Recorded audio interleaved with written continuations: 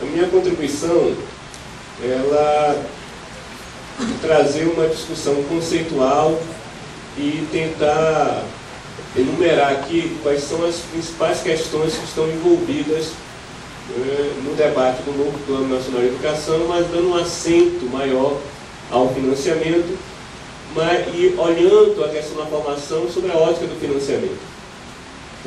Eu sei que o Marcelo vai trabalhar especificamente a questão da formação, então o meu olhar sobre o PNE é o seguinte: como garantir que esse PNE represente as necessidades da população e ao mesmo tempo seja viável em termos financeiros.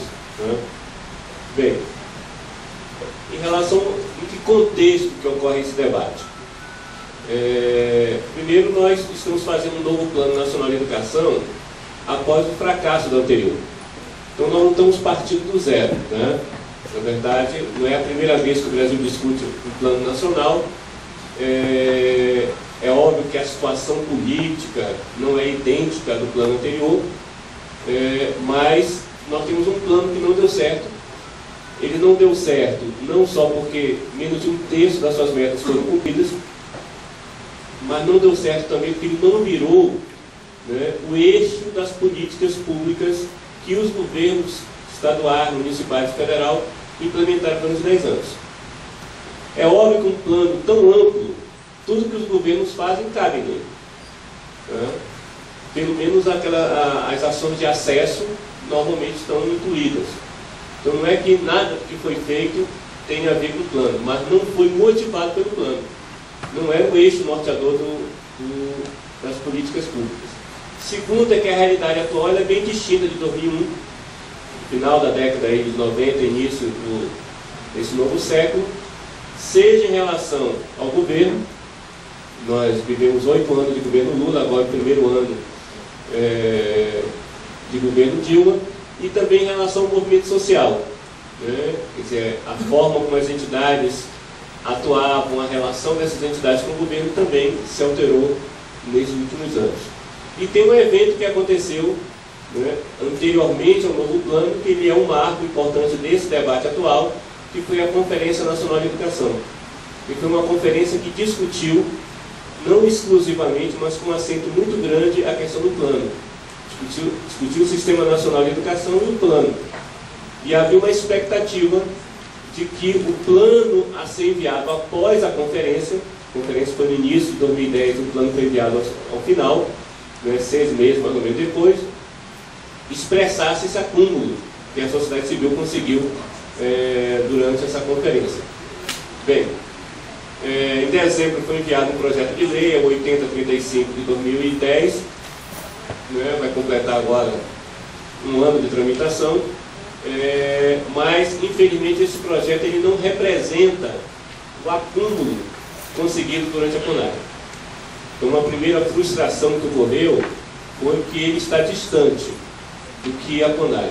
Não é que ele seja uma negação da CONAI, ele acolheu uma parte do que foi discutido na CONAI, porém ele retirou do seu conteúdo tudo aquilo que implicava um aumento de responsabilidade e de despesa da União, principalmente. E inseriu, eu vou mostrar aqui, determinados conceitos que foram reprovados na CONAI. Então ele tem um problema, digamos, de quantidade, de metas e de responsabilidade, mas também de qualidade. Bem, e eu inicio a minha fala aqui dando um conselho. Se a gente quer discutir o Plano Nacional de Educação, não basta acessar a página da Câmara dos Deputados, procurar a PL 8035 e ler muito vagar o teor do projeto.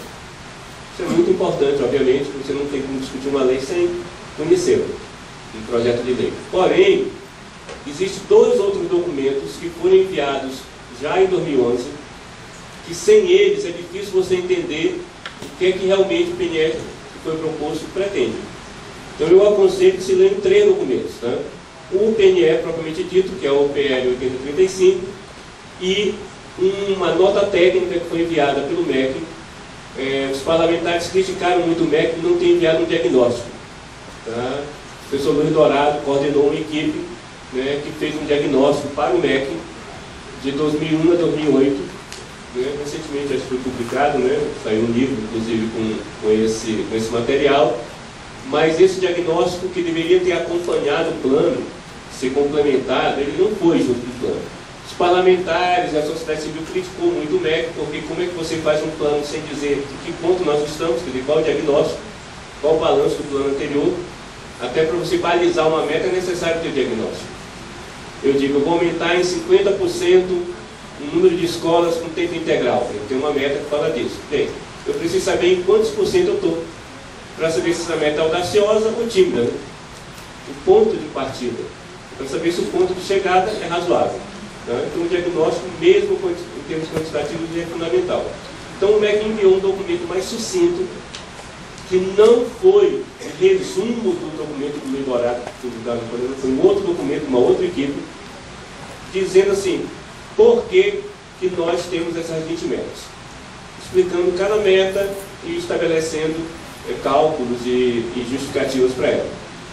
E enviou uma planilha, né, que resume o documento anterior. Mas nesta planilha existem cálculos que induzem determinado conceito de como vai fazer o atendimento, que não estão nem na nota técnica, nem no projeto de lei. Então você tem que ler os três para entender. Eu vou mostrar aqui, que tem a ver diretamente com como vai ser prestado o serviço de formação, tem a ver muito com a planilha, né, porque não está escrito no projeto de lei. Então eu aconselho que a gente tente sempre se ater aos três. Não deveria ser assim. Os 12 deveriam estar inscritos nos artigos, nos incisos, nas metas e nas estratégias. Porém, há sempre uma distância, né? Bem, quais são os conceitos que estão em jogo? Então, para entender o debate PNE, é necessário entender o que é que está em jogo, o que é que está sendo debatido. Não apenas se é 30%, 40% ou 50% uma meta, mas quais são os conceitos que orientam esse posicionamento. Então, todo plano, ele é alicerçado, é construído num determinado referencial teórico, né, e o projeto de lei ele, segue essa linha. Isso não quer dizer que esteja explícito no projeto. Toda lei tem um conceito que lhe orienta, mas nem sempre se inscreve. Às vezes na justificativa você coloca, mas ninguém lê depois de justificativa, né? Depois que a lei é aprovada, ela é só a lei, do jeito que o Congresso aprova. Bem, eu diria, no meu entender, que o conceito principal que está embutido no projeto que foi enviado é de que a educação, mesmo sendo um direito, o projeto não pode revogar o capítulo da educação da Constituição, né, que diz que a educação é um direito de todos e dever do Estado, né, mas mesmo sendo um direito, a sua oferta, ela não necessariamente deve ser pública, ou pelo menos estatal. Tá? Ela pode ser fornecida pelo poder público, mas pode ser oferecida por entes privados, subsidiados em parceria com o poder público. Eu diria que esse conceito ele aparece inúmeras vezes no projeto. Tá? E logicamente que ele vai aparecer nas áreas menos cobertas, porque onde você já universalizou o ensino, né, você já tem, né, a situação dada. Quer dizer, não há nada para ser acrescentado para definir quem vai prestar o serviço. Tá? Então o projeto ele não propõe que o que é público vire privado. Já vi algumas pessoas falarem isso, mas não é correto dizer isso. Né? Mas ele propõe relativizar a forma de prestar o serviço público para onde não existe ainda. Né? Bem, e isso fica claro em 3 áreas. Na educação infantil, né, em especial em creche, onde você só tem 18% das crianças estudando, desses 18% a maioria de classe média nas grandes cidades, né, e uma parte sendo prestada por escolas comunitárias, filantrópicas, né, no ensino profissionalizante, enquanto nós temos 8 milhões de jovens fazendo ensino médio, apenas 1 milhão fazem ensino profissionalizante no Brasil, né, e no ensino superior, onde majoritariamente já é privado. Nessas 3 áreas, né, esse conceito aparece em forma de estratégias ou de metas, mais de estratégias. Então, só lembrando que o projeto ele é sucinto em relação às metas, Tem 20 metas, na verdade tem 19 metas, uma meta síntese que é do financiamento. Então eu considero que tem 19 metas e um resumo que é quanto custa. Tá? Então nas 19 metas, mas elas são detalhadas em estratégias. Tá? Nessas estratégias aparecem esses conceitos, né, em inúmeras delas. Então você tem uma estratégia que diz: devemos fomentar o conveniamento com escolas comunitárias. Tem uma meta que diz: devo fomentar para que o sistema S ofereça vagas gratuitas de ensino profissionalizante. Né? E na planilha, que eu falei para vocês, vai estabelecer que nós devemos manter a mesma proporção entre público e privado que existe hoje no ensino superior. Então isso vai aparecer explicitamente ou implicitamente em vários momentos no projeto. Esse é o primeiro campo da polêmica. Porém, há um outro campo tão importante como esse, que o conceito está em jogo, que é em relação ao Pacto Federativo. Bem, a educação nacional, a educação brasileira, ela é um direito nacional. Então todo brasileiro é 3 em 1, ele mora numa cidade, mora no estado e é brasileiro, é inseparável. Tá? Então a pessoa, fora Brasília, que eu acho que a gente não tem 3 em 1, né? Aqui, né, só 2 em 1, porque é o Distrito Federal, né? Mas os demais não, você mora em goianiense, né? Você que nasce em Goiânia, é goiano e é brasileiro. E você pode morar numa cidade muito pobre e o direito à educação deve ser garantido. Tá? Você deve ser tratado igual, independente da capacidade do seu município prestar o serviço. Só que isso nunca foi regulamentado no Brasil. A única coisa que a Constituição estabeleceu foi dividir as responsabilidades. Então, educação infantil e ensino fundamental para o município, ensino fundamental e ensino médio para o Estado, ensino superior para a União. Bem, o mundo é mais complexo do que isso. Tem município que tem universidade, todos os estados praticamente têm universidade, né? Ensino profissionalizante é estadual, federal, né? E há uma sobrecarga de responsabilidade no ensino fundamental no mundo dos municípios. Bem, deveria ter um regime de colaboração. Quer dizer, os entes federados deveriam colaborar para que o direito fosse garantido. Isso nunca foi regulamentado no Brasil. O máximo que a gente conseguiu fazer foi dizer que não precisava uma lei só, podiam ser várias, para ver se a gente regulamentava pelo menos parte. Bem, por que esse debate é importante no PNE? Porque ele vai estabelecer metas. Então ele vai dizer, daqui até 2016, como manda a Constituição, toda criança de 4 a 5 anos deve estar na escola. Se eu não disser como cada ente federado vai participar, bem, isso é um problema do município. Porque o artigo 208 diz que pré-escola é municipal. Aí eu digo, eu devo duplicar o número de alunos no ensino profissional. Então, só pode ser coisa do Estado, né? E talvez da União, que também tem ensino profissional. E assim por diante. Então não diz como é que os entes federados vão se ajudar mutuamente para que isso aconteça. E hoje há uma... Na época que a gente usava só o retroprojetor, o único risco era ficar de cabeça para baixo, né? Agora a gente corre vários riscos, né? Pode acabar a bateria, pode dar um vírus, né? É muito mais arriscado fazer palestra do que antigamente. Bem, então não há nenhuma movimentação no projeto para alterar a situação atual de descompasso, né, da repartição de responsabilidades. E isso é muito importante. Bem, eu diria que há claramente uma reedição da batalha entre público e privado, talvez a batalha mais antiga da educação brasileira, né? É um campeonato que nunca termina, né? São várias edições dele, né? Há uma continuidade da distorção do Pacto Federativo que tem provocado uma sobrecarga na prestação de serviço nos entes federados com menor disponibilidade financeira.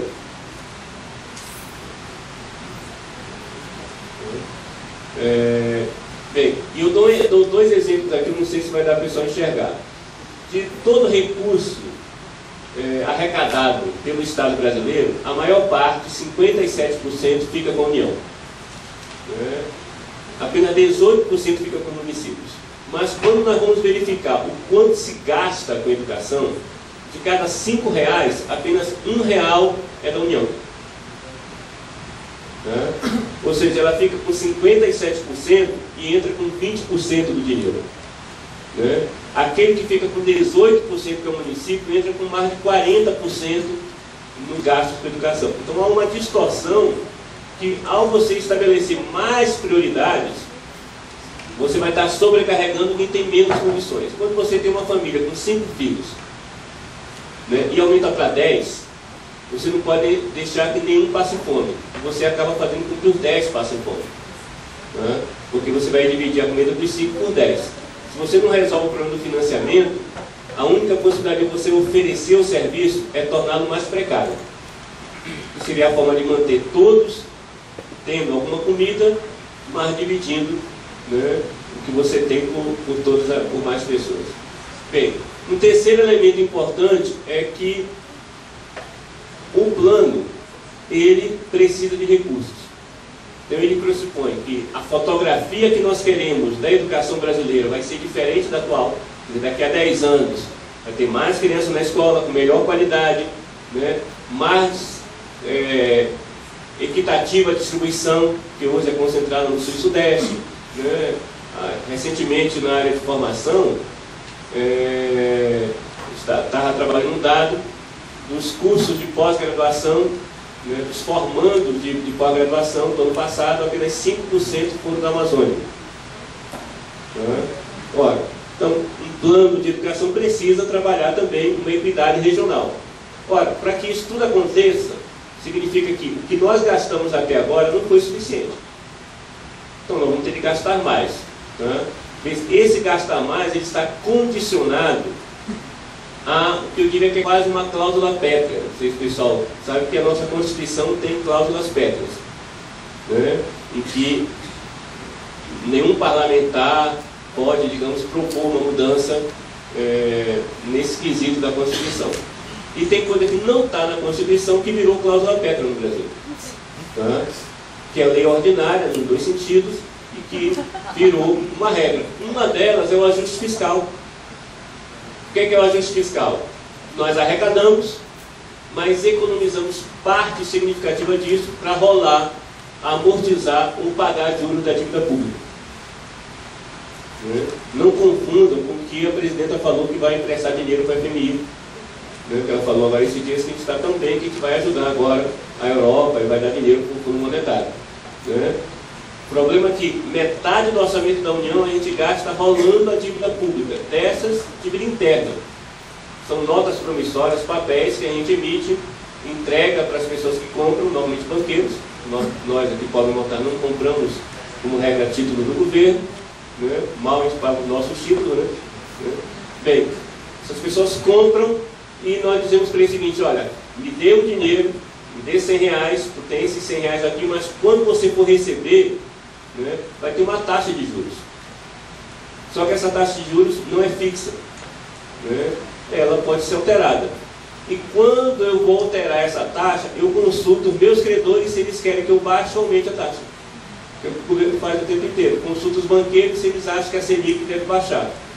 E normalmente eles dizem que se baixar o mundo vai acabar. O mundo deles vai acabar.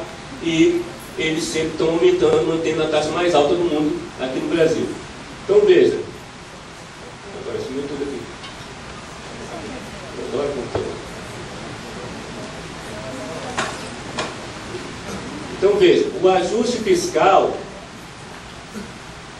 aconteceu, eu falei para vocês que era arriscado.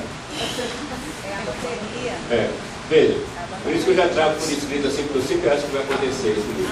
A bateria. Eu tenho um amigo meu que sempre sempre o microfone dá problema quando ele está falando. É mais difícil resolver.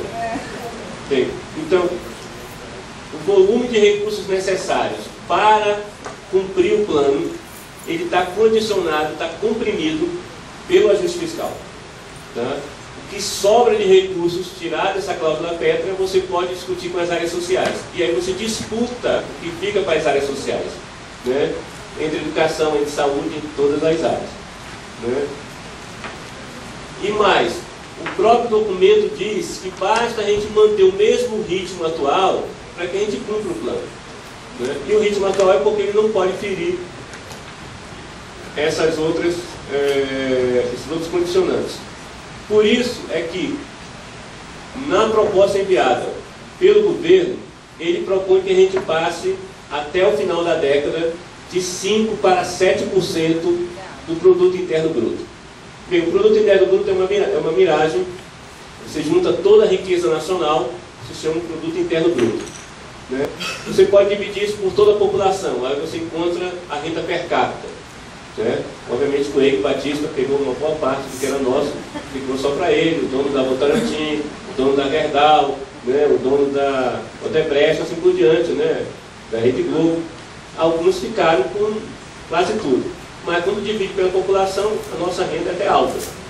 Bem, e uma outra forma é o seguinte, bem, de tudo que o poder público gasta com a educação, deixa eu comparar com a riqueza do país para ver se ele está gastando muito ou está gastando pouco. Então o Brasil estava gastando, em 2009, 4,95, quase 5, com a educação. Nós passamos de 3,9 para 4,9 em 9 anos. O governo está propondo passar de 5, né, que seria já o 2010, para 7 nos próximos 10 anos. 7% foi o que foi aprovado no plano anterior, quando a sociedade replicava 10 há 10 anos atrás. Tá? Bem, e o governo construiu uma planilha para provar que esse dinheiro seria suficiente, que eu vou debater daqui a pouco. Bem, o plano ele tem 2 metas específicas sobre formação. Tá? E essas metas direcionadas aos docentes. Porque a formação, digamos assim, o acesso ao ensino superior tem outras metas. Tá? Eu diria que ela tem incidência diretamente nessa. Mas específica sobre formação é a meta 15 e a meta 16. A meta 15 diz, novamente eu ouvi isso lá na LDB, no final da década nós temos de ter todos os professores com nível superior. Tá? Lembra que quando foi aprovada a lei em 96, a gente queria que isso acontecesse em 2006. Nós não conseguimos, aí se flexibilizou isso, nós estamos colocando agora. Bem, não deu para fazer nesses 10 anos, vamos fazer nos próximos 10. Tá? E 50% dos professores, óbvio, que têm nível superior, têm pós-graduação. Tá? Bem, ainda temos um grande percentual de professores sem nível superior, senão não justificava essa meta. Tá? Hoje nós estamos aí, dado de 2010, em 68% com nível superior. Tá? 31,6% com nível médio, ainda meio por cento aí com ensino fundamental.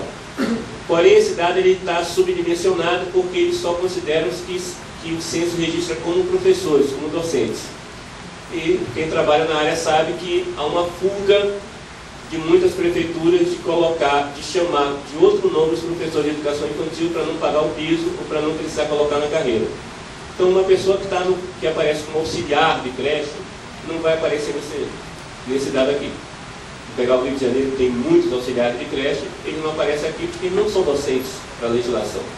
E o vínculo da docência não é o que diz a LDB, e sim o que diz o plano de carreira. Tá? Então, na hora de eu preencher, eu só coloco como docente aquilo que eu considero que é professor. Se o cara é auxiliar, eu não vou reconhecê-lo, porque justamente eu criei um cargo para não reconhecê-lo. Tá? Bem, mas isso é a média nacional, e o Brasil é muito injusto. Então, quando você chega no Nordeste, né, metade tem nível médio. Tá? Enquanto no Brasil tem 31, no Nordeste é metade. Tá? Bem, e quando você chega na educação infantil, né, que é a área que mais vai se expandir no próximo período, né, é que mais tem criança fora da escola, é que mais a tendência é se expandir, é que vem crescendo, é a única área que vem crescendo nos últimos 3 anos, né, nós temos só 48% da educação infantil com nível superior, descontados auxiliares de creche, só os que são registrados como professores. E no Nordeste, apenas 28%. Tá? Ou seja, 70% dos professores de educação infantil do Nordeste são formados com nível médio ou fundamental. Então, é um desafio importante. Tá? Bem, agora, não basta apenas você analisar a necessidade. O debate no PNE não é, ninguém é contra que 100% novamente tem nível superior, 50% tem pós-graduação.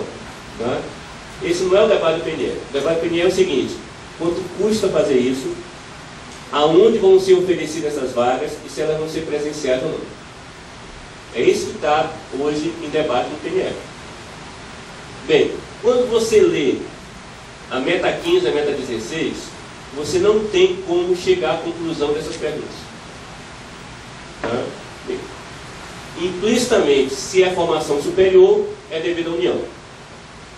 Bem, acontece que público só tem 26% de vagas públicas. Tá?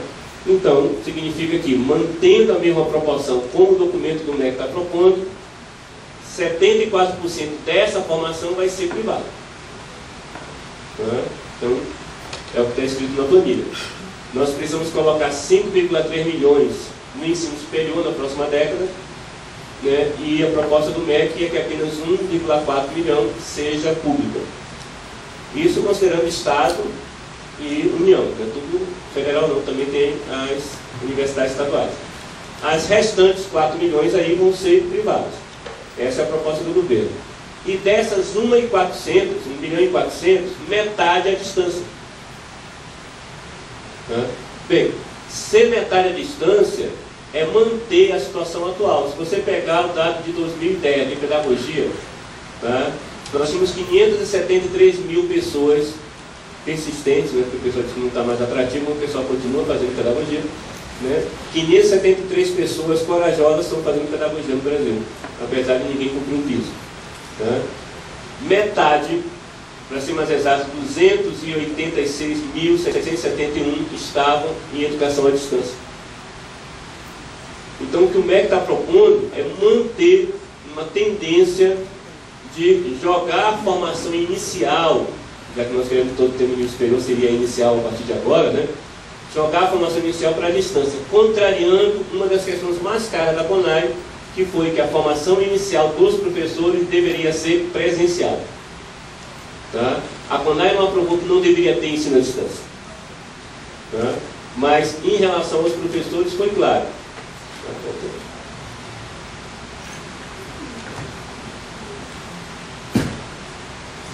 Você viu que além de ser entender a formação, você tem que entender a computação. Tá? Então, nós temos 286.771 à distância em 2010. E essa é uma tendência que vem crescendo. Pedagogia é o 4º curso em número de estudantes presencial, mas é o primeiro à distância. Tá? Então, isso está escrito no projeto de lei? Não. Tá? Mas, eu vou mostrar para vocês a planilha. Se eu conseguir achar aqui. Vamos ver se eu acho.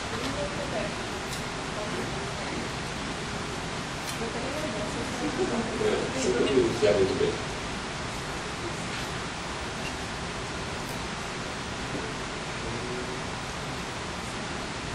Vocês não estão enxergando nada, né? Melhorou? Melhorou um pouco. A gente faz o exercício de coordenação motora, o professor Canhoto, quando está fazendo tudo com a mão direita. Essa aqui é a planilha de custo que o MEC apresentou para o Congresso Nacional para provar que a gente precisava de 7%. Tá? Bem, aqui um pouco abaixo, tem ali, aumento de 5,3 milhões de alunos. Isso aqui é um detalhamento da meta que 33% da população de 18 a 24 anos deve estar na escola até 2020. Então isso aqui é para durante a década, tá? Bem, até aí está escrito no PL, no projeto de lei. O restante que está escrito ali não está escrito em canto nenhum. Diz aqui, 26,4% deve ser pública, que é a atual relação entre público e privado no ensino superior, e dessas 50% presenciais e 50% à distância. E apresenta o custo. E quando apresenta o custo, as pessoas entendem por que na planilha 50% é à distância. Porque para o MEC, uma vaga à distância é 1/5 do valor de uma vaga presencial. Ou seja, para cada vaga presencial, eu posso gerar 5 vagas à distância. Então é tentador, né? Certo? Em vez de incluir poucas pessoas, eu incluo 5 vezes mais. Né? Em vez de levar 20 anos para conseguir formar todos os professores, eu levo, né, menos tempo, né, 20% disso. Então, até antes de completar 10 anos, eu consigo cumprir a meta. Agora, isso está escrito na lei? Não. A lei está omissa. Né? Mas a planilha, na hora que você tem que fazer o cálculo, você tem que determinar essas variáveis. Porque se eu coloco aqui a proposta que foi aprovada na CONAI, que é 60% público, tá? vai ser 60% de 5.300.000. E não 26,4%. Só isso já fura a planilha do MEC. Então, por isso que eu digo que o conceito público e privado está embutido, porque isso altera o financiamento. Tá? Se eu digo que 75% é presencial e 60% é público, tá? Eu vou multiplicar 15 mil por 3 milhões, por 2 milhões e 500 mil alunos e não em cima de 700. E isso, logicamente, é muito mais caro, né, para os cofres públicos. Tá? Bem, a sociedade civil, vou voltar aqui, por isso que eu recomendei que vocês dessem uma lida nessa planilha, porque ela esclarece muita coisa que no projeto não está.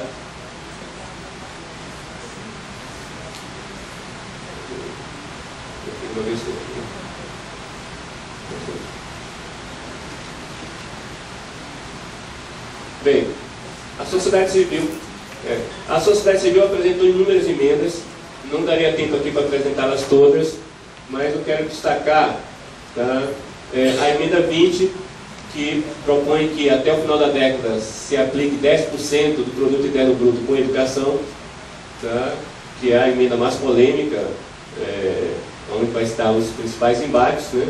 Saiu na imprensa que o relator estava pensando em oferecer uma proposta intermediária, vocês leram, né, 8,29.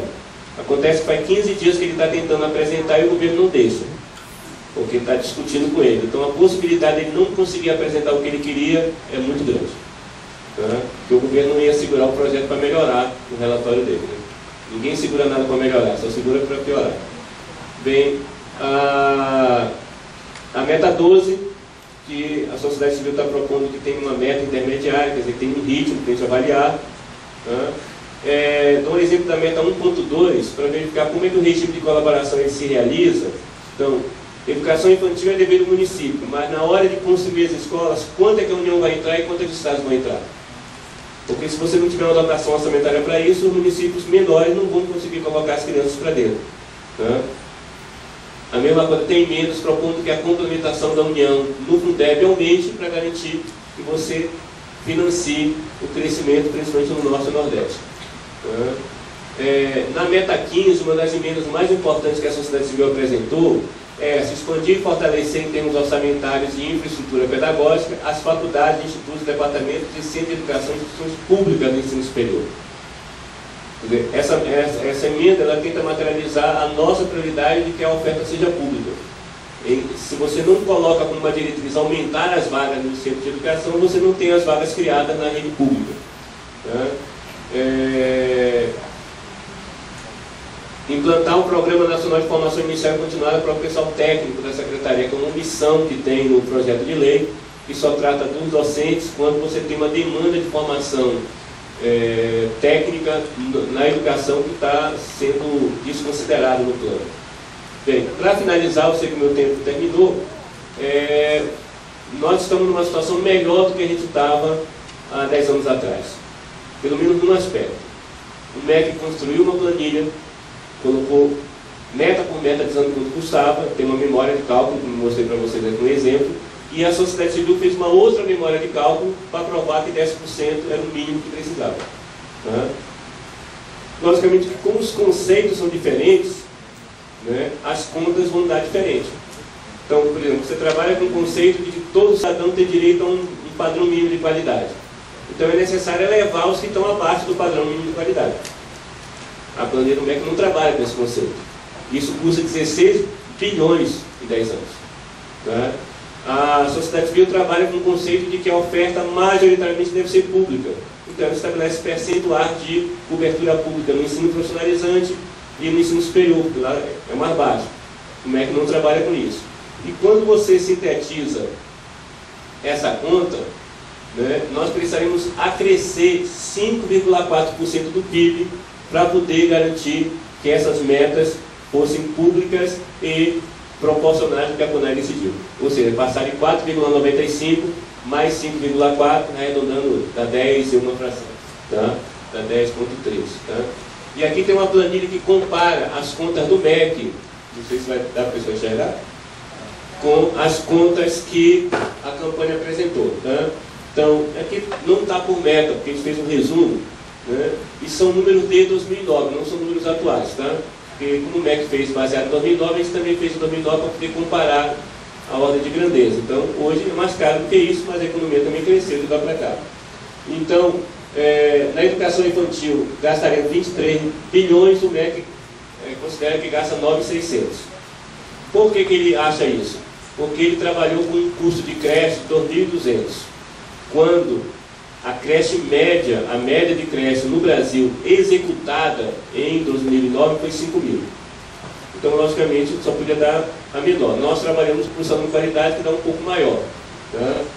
Ensino médio, o MEC não colocou nada, ele acha que apenas o bônus demográfico não vai precisar construir escolas novas de ensino médio.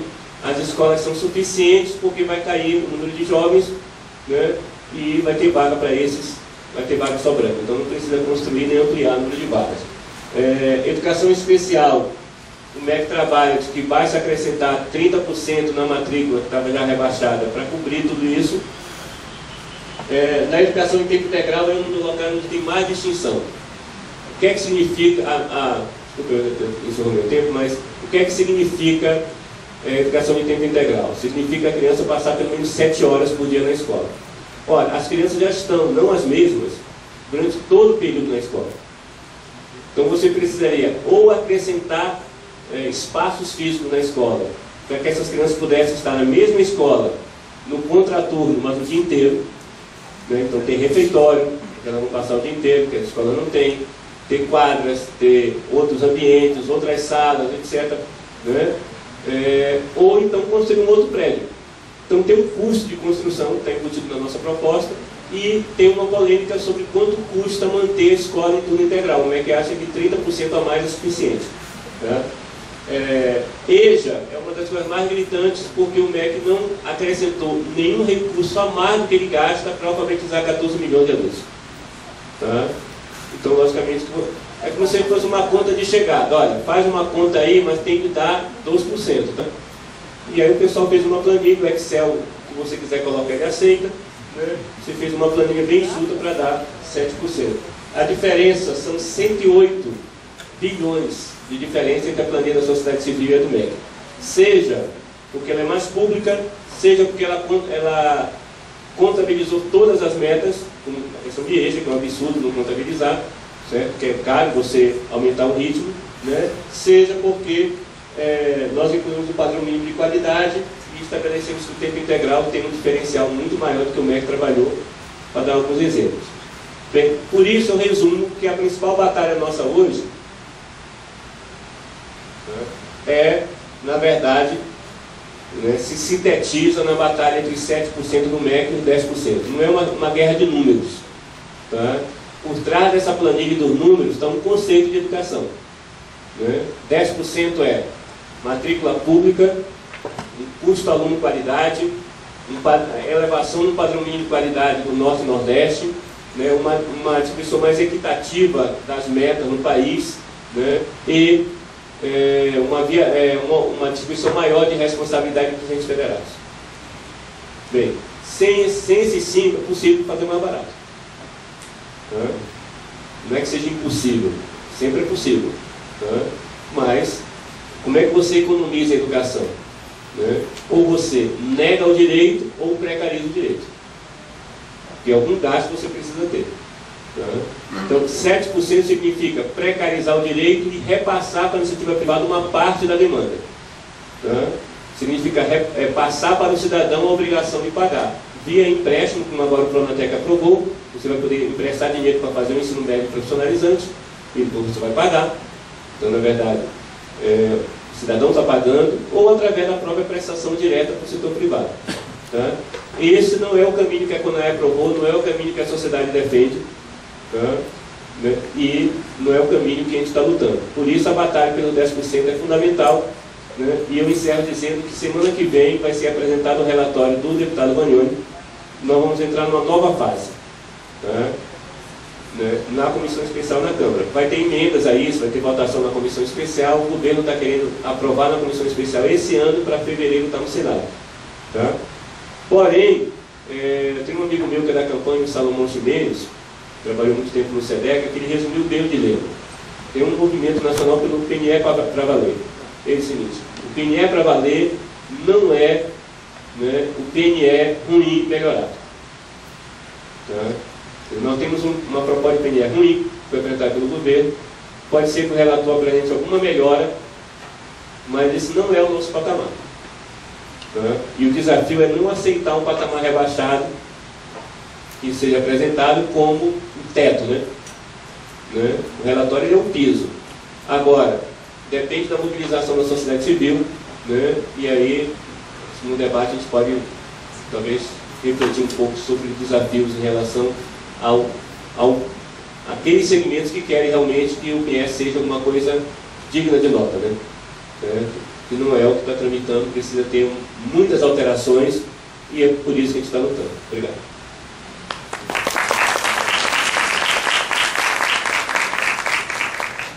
Muito obrigada, professor Luiz.